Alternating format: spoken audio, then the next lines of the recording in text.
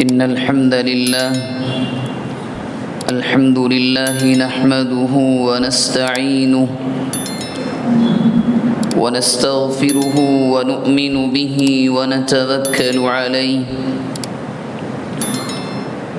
ونعوذ بالله من شرور أنفسنا ومن سيئات أعمالنا من يهده الله فلا مضل له ومن يضلله فلا هادي له ونشهد أن لا إله إلا الله وحده لا شريك له له الخلق والأمر وهو على كل شيء قدير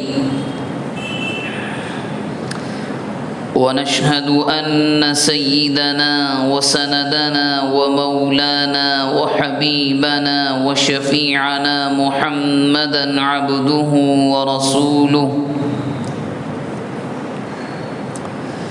صلى الله عليه وعلى آله وأهل بيته وأزواجه وأصحابه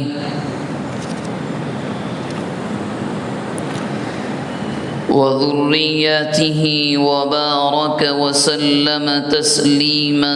كثيرا كثيرا. أما بعد فأعوذ بالله من الشيطان الرجيم. بسم الله الرحمن الرحيم. إنا أعطيناك الكوثر فصل لربك وانحر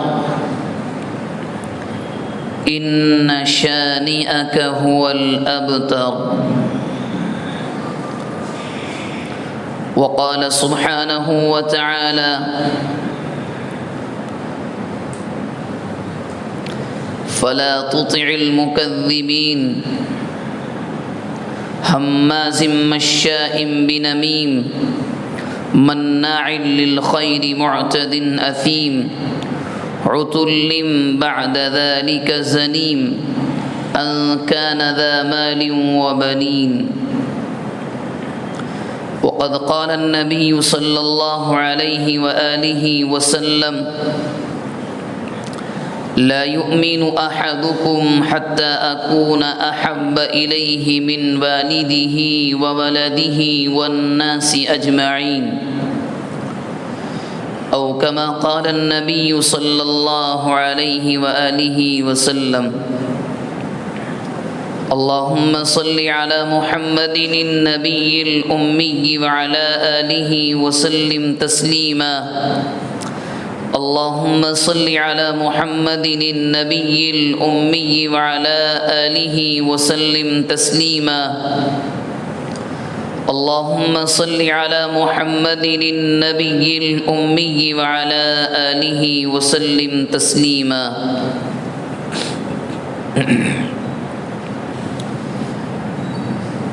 قابل احترام بزرگوں، عزیزوں اور دینی بھائیوں،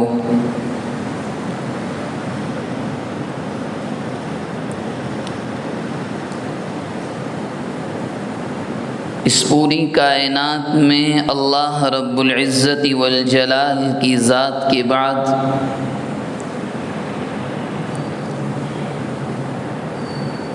سب سے زیادہ مقدس، سب سے زیادہ محترم شخصیت اگر کوئی ہے تو وہ نبی اکرم رحمت دو عالم صلی اللہ علیہ وآلہ وسلم کی شخصیت ہے. اور آپ صلی اللہ علیہ وسلم کے بارے میں ہر مومن اور مومنہ کا یہ ایمان اور یقین اور عقیدہ ہے کہ آپ صلی اللہ علیہ وسلم سے زیادہ ماہر کسی بھی میدان میں نہ اس دنیا میں کوئی پہلے آیا اور نہ تا قیامت آئے گا.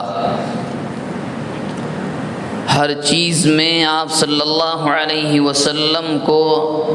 رب العالمین نے کامل اور مکمل بنا کر اس دنیا میں بھیجا، اور دنیا والوں کے لیے آپ کی بعثت اور آپ کا بھیجنا بھی یہ اللہ کی جانب سے ایک انعام ہے۔ اور آپ صلی اللہ علیہ وسلم کی شخصیت جو قرآن مجید نے بیان کی، یہ ان لوگوں نے کہ جنہوں نے آپ کے زیر نگرانی زندگی گزاری، جن کو قرآن و حدیث کی زبان میں صحابہ کی جماعت کہا جاتا ہے، ان کے بیان کے مطابق آپ صلی اللہ علیہ وسلم کی شخصیت میں نعوذ باللہ ہزاروں لاکھوں کروڑوں مرتبہ ڈھونڈنے کے باوجود اگر اس کے پاس سلیم الفطرت طبیعت ہے، مزاج ہے، تو وہ کوئی کمی تو کیا ایک نقطہ بھی نکال نہیں سکتا۔ آپ صلی اللہ علیہ وسلم کی مکمل صرف نبوی زندگی جو 23 سالہ ہے، سابقہ جمعے میں بڑی تفصیل سے بات آئی تھی کہ اتنی چھوٹی سی مدت میں آپ صلی اللہ علیہ وسلم کی شخصیت سے رب العالمین نے جو کام لیے ہیں وہ ایسے ہیں کہ اس سے پہلے انبیاء ہزاروں سال اس دنیا میں رہ کر گئے، وہ کام ان انبیاء سے اللہ نے نہیں لیے۔ خود یہ 23 سالہ جو آپ کی زندگی ہے، یہ اپنے آپ میں ایک معجزہ ہے کہ جس نے ایک ایسا انقلاب دنیا میں برپا کیا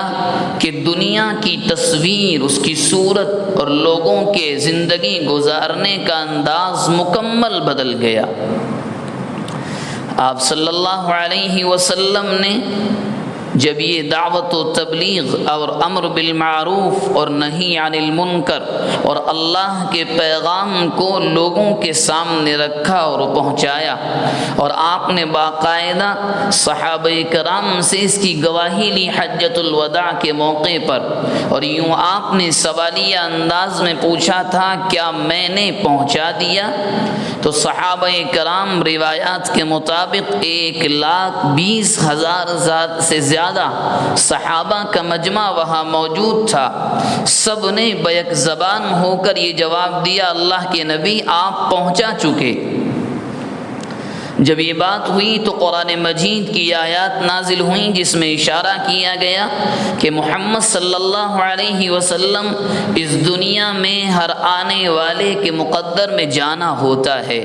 اور ایسی آیات نازل ہوئیں جس سے خود نبی کریم علیہ السلام کو اس بات کا یقین ہو گیا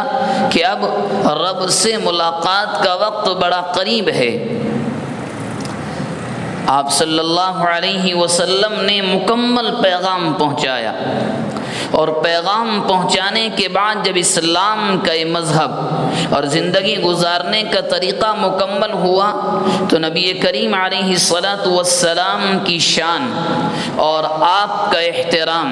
اور آپ کی شخصیت اور آپ کا تقدس رب العالمین کے بعد اس دنیا میں سب سے زیادہ محترم قرار دیا گیا۔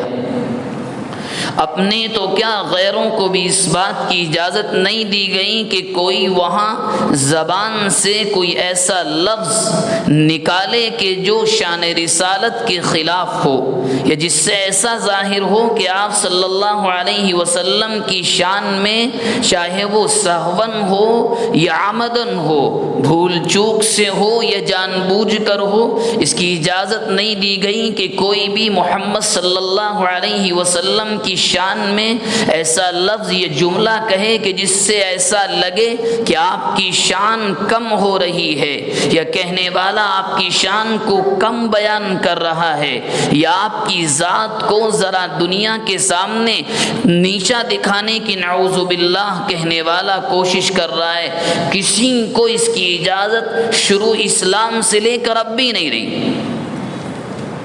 یہ بات الگ ہے کہ حکومت اگر اسلامی ہو تو سزائیں کیا ہوتی ہیں، چونکہ ماحول ہمارے ملک کا چند دنوں سے ایسا ہو گیا ہے کہ باقاعدہ چونکہ ہم تو اس بات کو سمجھنے کے لیے تیار نہیں ہوتے جتنے واقعات یہ ہو رہے ہیں یہ تمام کا تمام پری پلان کیا جا رہا ہے، جان بوجھ کر بھڑکانے کے لیے، احساسات اور جذبات سے کھلواڑ کے لیے۔ حالانکہ اس میں کوئی شک نہیں ہے کہ اگر نبی کریم علیہ الصلاۃ والسلام کی شان اقدس میں اپنا ہو یا پرایا، کالا ہو یا گورا، کسی بھی ملک کا، کسی بھی خطے یا شہر کا، شہر کے کسی بھی محلے کا رہنے والا ہو، اگر اس کی زبان سے نازیبا الفاظ یا ایسے الفاظ جس سے آپ صلی اللہ علیہ وسلم کی شان پر کوئی نقطہ آئے یا نعوذ باللہ آگے بڑھ کر کوئی گستاخانہ الفاظ کہے تو اس کی اجازت کبھی نہیں دی گئی ہے۔ یہ ایسے واقعات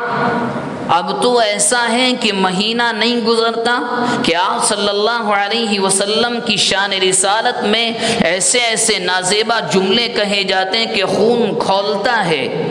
احساسات اور جذبات کو بڑی مشکل سے کنٹرول کیا جاتا ہے،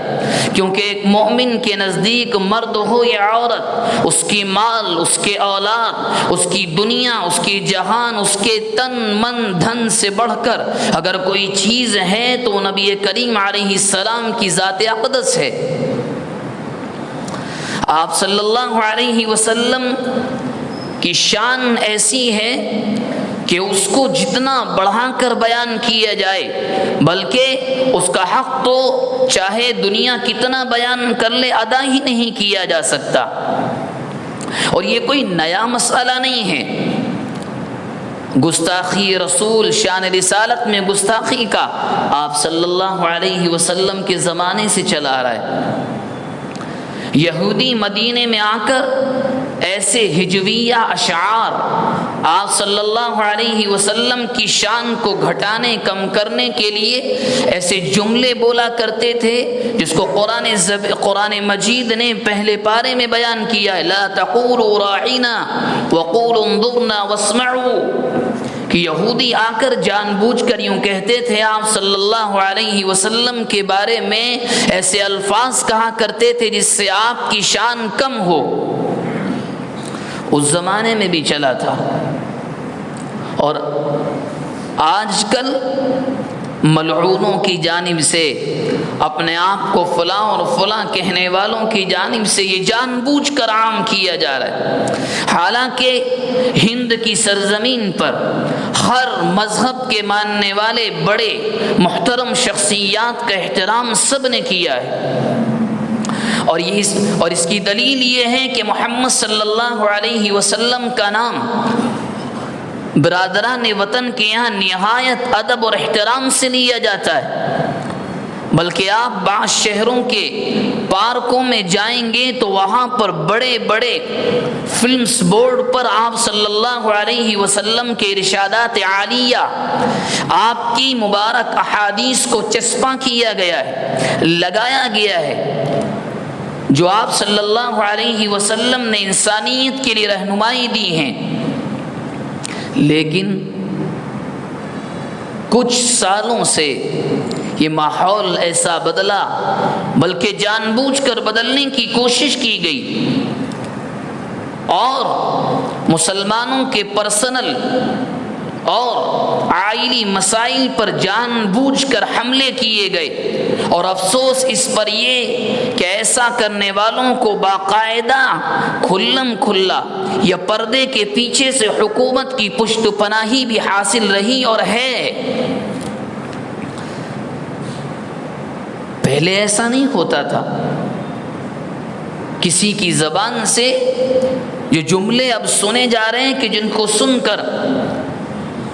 ایک مسلمان اپنے احساسات اور جذبات کو بڑی مشکل سے قابو میں کرتا ہے،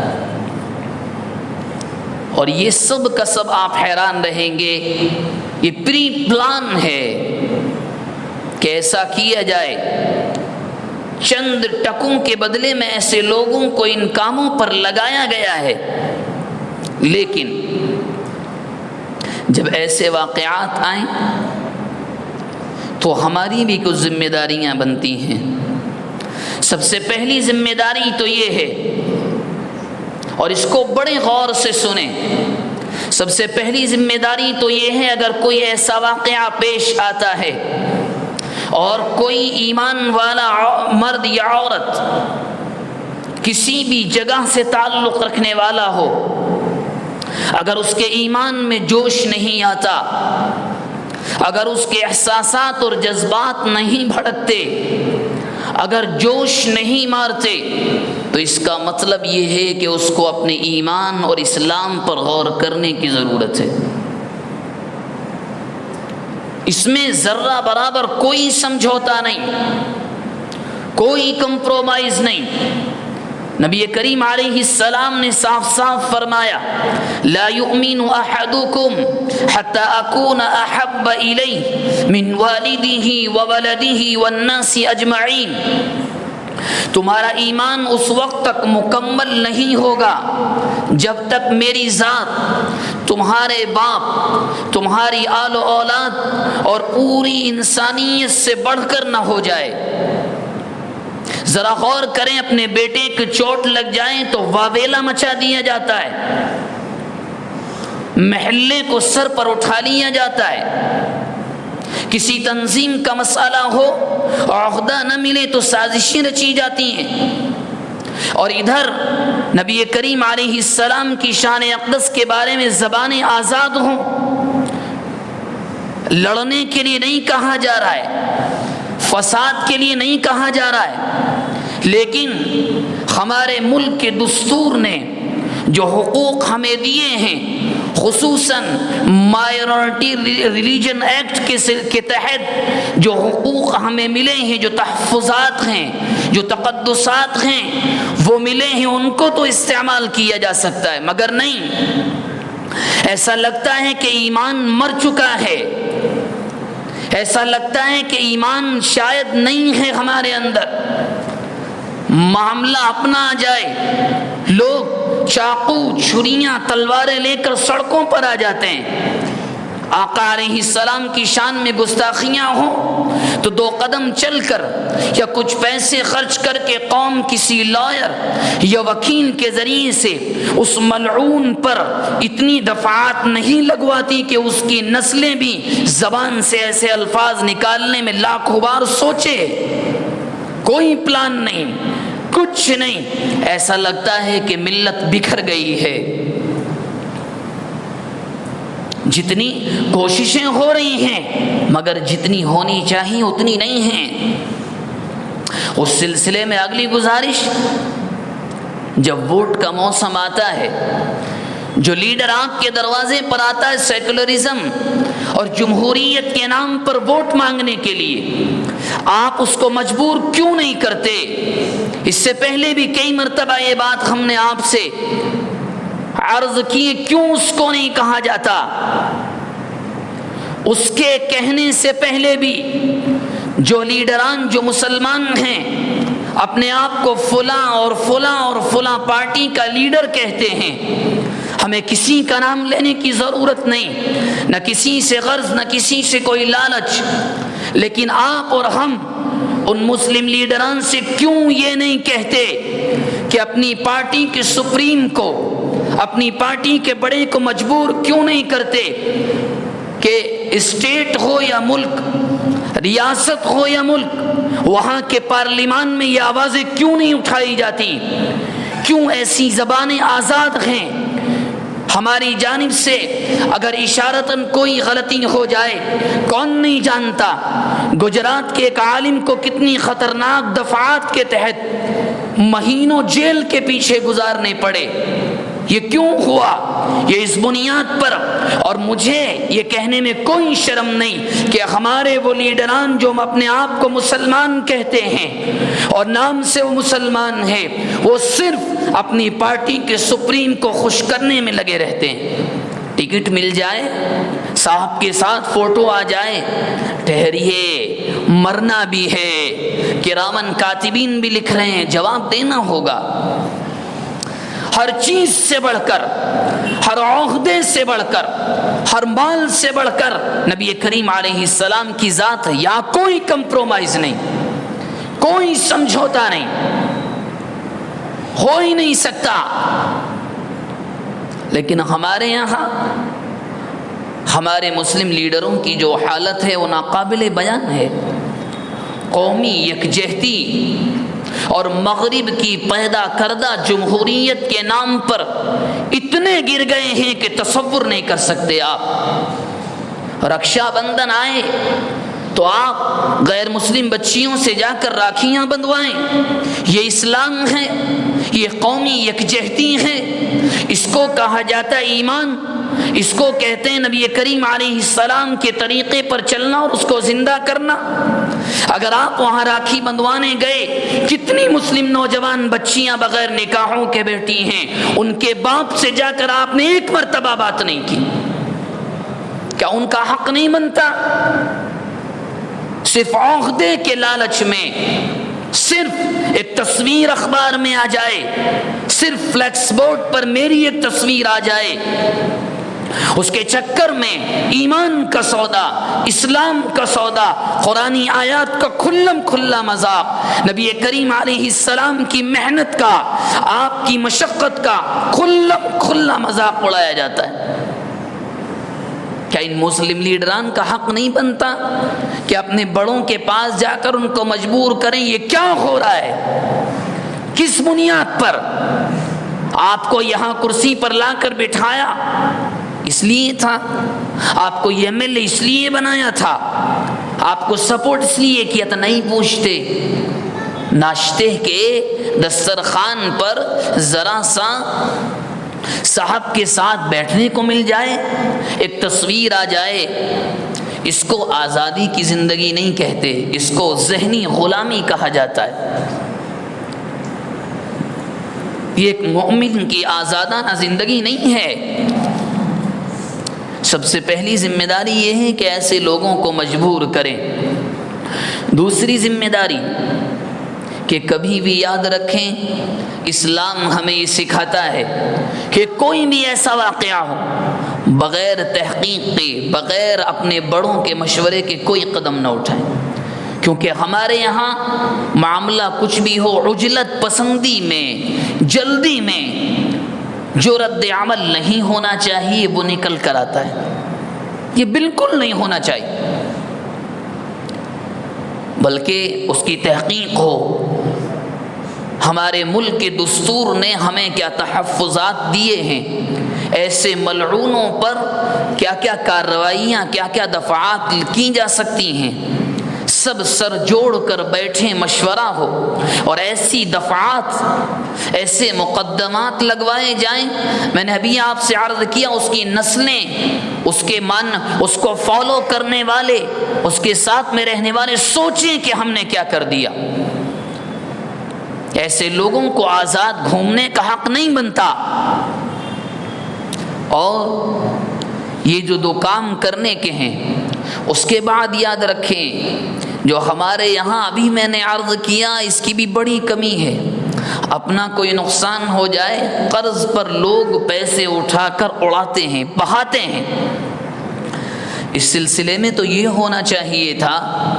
کتنی بھی دولت خرچ ہوتی، مسلمان مالداروں کو اپنے خزانہ کھول دینا چاہیے تھا۔ ٹاپ کے وکلاء، جو ٹاپ کے لائرز مانے جاتے ہیں، ان کی ٹیم کھڑی کر کے کیوں مقدمات قائم نہیں کیے جاتے؟ یہ اس بات کی دلیل ہے کہ نبی کریم صلی اللہ علیہ وسلم کی ذات اقدس اب ہمارے یہاں راجح نہیں، مرجوح ہے۔ اب آپ صلی اللہ علیہ وسلم کی ذات ہمارے یہاں اہم نہیں رہ گئی ہے۔ ہماری زبانیں تو یہ کہتی ہیں، مگر ہمارے احساسات کو، ہمارے جذبات کو ہم خود عملی شکل نہیں دے پا رہے۔ ہونا تو یہ چاہیے تھا، ٹاپ کے لائرز کی ایک ٹیم تیار کر کے مجبور کیا جاتا عدالت کو کہ آپ نے ہمیں تحفظات دیے تو کیوں، یا تو ان کو اڑاؤ یا تو ان کو ختم کرو۔ ملک کا دستور جمہوری ہے، جمہوریت کے تحت ہمارے آقا کے سلسلے میں کسی کو حق نہیں بنتا کہ وہ زبان درازی کرے۔ جس طرح دوسرے مذاہب کے بڑے لوگوں کی شخصیات محترم ہیں، مقدس ہیں، ان کے بارے میں کسی کو زبان کھولنے کی اجازت نہیں۔ اس سے ہزاروں، لاکھوں، بلکہ کروڑوں گنا زیادہ آقا علیہ السلام کی شخصیت ہے، اس میں کسی کو لفظ تو کیا اشارتاً بھی کوئی چیز وہ کہہ نہیں سکتا، مگر چاروں طرف سے اگر دیکھنے میں کوئی رد عمل آتا ہے تو بڑی جلدی میں ہوتا ہے۔ یہ تو وہ چیزیں ہیں جو میں نے آپ سے ذکر کی کہ جو ہمارے کرنے کی ہیں، لیکن یہ بات بھی اپنی جگہ مسلم ہے کہ جو لوگ یہ حرکتیں کر رہے ہیں، جان بوجھ کر کی جا رہی ہوں یا وہ خود کر رہے ہوں، مال و زر کے بدلے میں کر رہے ہوں یا کسی اور لالچ میں، عہدے کے بدلے میں کر رہے ہوں یا کسی اور لالچ میں، یہ بات مقدم ہے، بلکہ قرآن مجید نے صاف صاف بیان کیا ہے۔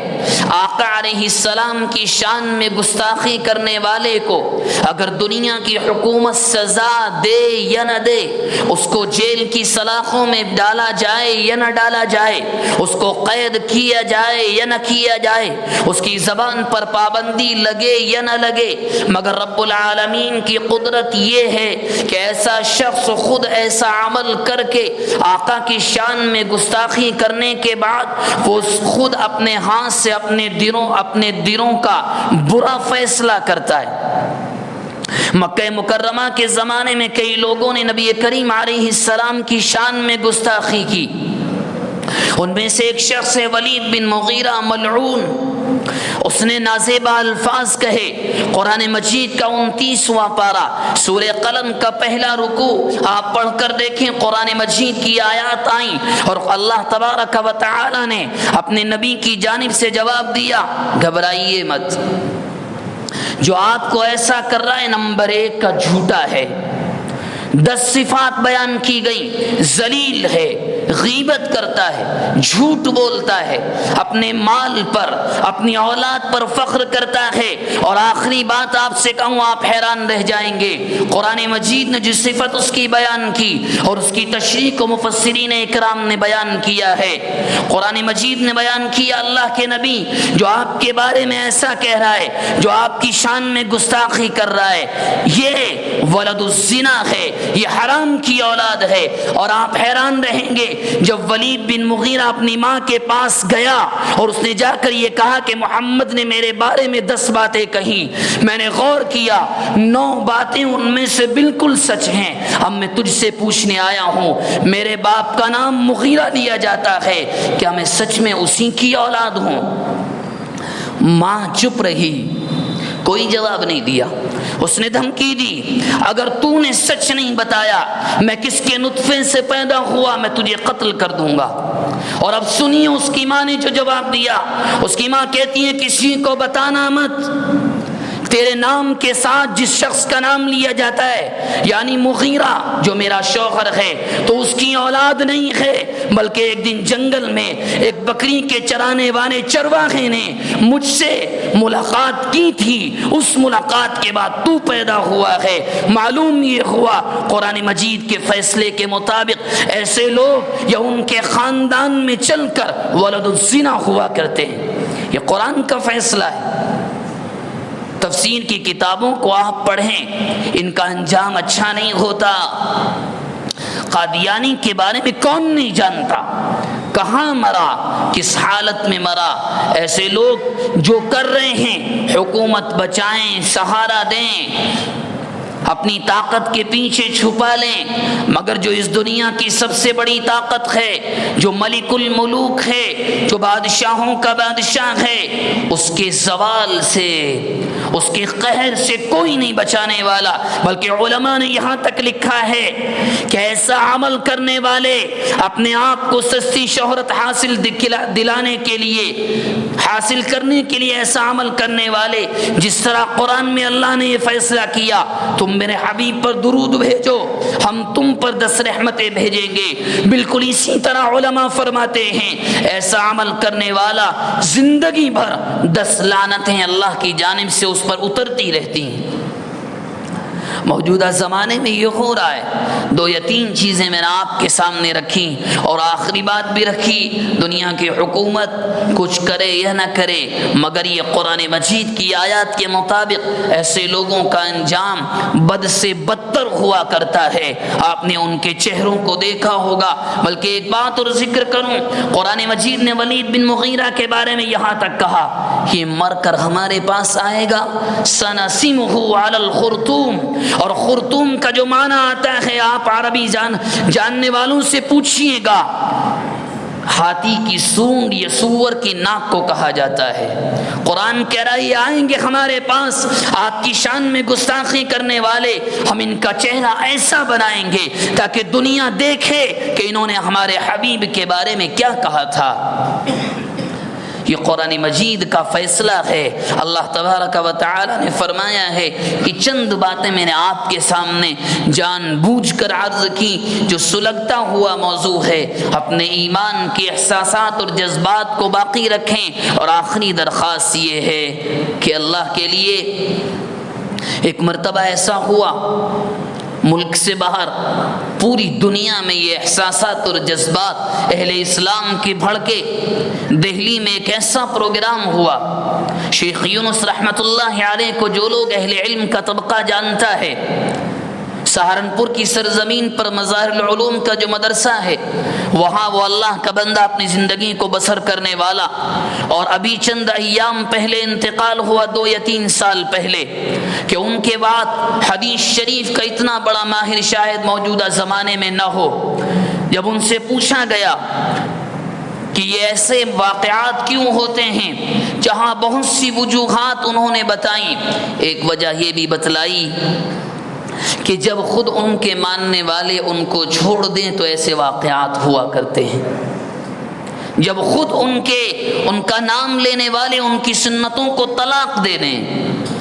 ان کی سنتوں کو اپنی زندگی سے رخصت کر دیں، جگہ نہ دیں، تو ایسے واقعات ہوا کرتے ہیں۔ تو ضرورت اس بات کی ہے کہ زندگی اپنی ہو یا اپنے بچوں کی یا اپنے گھر والوں کی، آقا کی سنتیں اپنی زندگی میں اور زیادہ زندہ کریں، دوسروں تک پیغام پہنچے کہ آپ صلی اللہ علیہ وسلم کی حیات کیسی تھی۔ یہی چند باتیں مجھے عرض کرنی تھی۔ دعا فرمائیں اللہ تبارک و تعالی عمل کے ساتھ اخلاص نیت نصیب فرمائے۔ آمین۔ وآخر دعوانا الحمد للہ رب العالمین۔